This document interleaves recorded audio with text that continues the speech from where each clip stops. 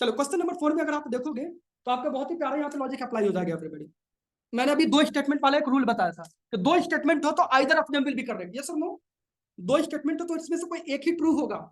Okay, इसका मतलब C answer नहीं है, डी आंसर नहीं है। आंसर क्या है हमारे, ए और बी है। यस, ए और बी है। आप पढ़ के देखो, आप क्वेश्चन पढ़ो, अब मुझे बताओ कि इन दोनों में कौन सा करेक्ट होगा और कौन सा इनकरेक्ट होगा। Okay, it works, I am telling you, it works. Positive net positive आएगा आपका मार्क्स। कोई बात नहीं, आपने आइसोथर्मल नहीं पढ़ा है, कोई बात नहीं। Okay, but still this is doable, right. आप आइडेंटिफाई करने की कोशिश करो, कोई सही गलत, कोई स्टेटमेंट सही क्यों होगा, कोई स्टेटमेंट गलत क्यों होगा। अगर आपने नहीं पढ़ा है तब भी आप कर सकते हो इसको, राइट। पहले स्टेटमेंट को देखो आप, इन्होंने क्वेश्चन पूछा आपसे, influences from the isothermal map in the month of January.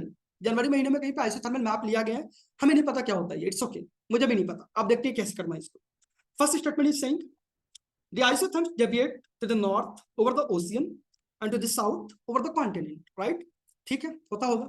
Second, the presence of cold ocean current, Gulf Stream, North Atlantic drift make the North Atlantic Ocean colder and the isotherm bend towards the north.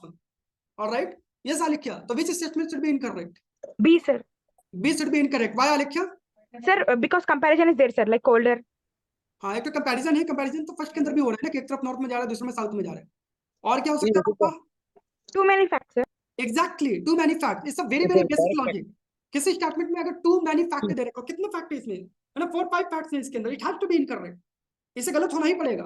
Got it. Second को कर दो eliminate, answer हमारा सी और D पहले कर चुके थे, ए आ गया आंसर। हमें नहीं पता इस में क्या होता है, लेकिन हमने ये देखा कि इसमें बहुत सारे फैक्ट्स हैं और ऊपर वाले में कम फैक्ट, तो जो बहुत सारे फैक्ट्स है वो तो पक्का रॉन्ग होगा। आंसर आ गया ए।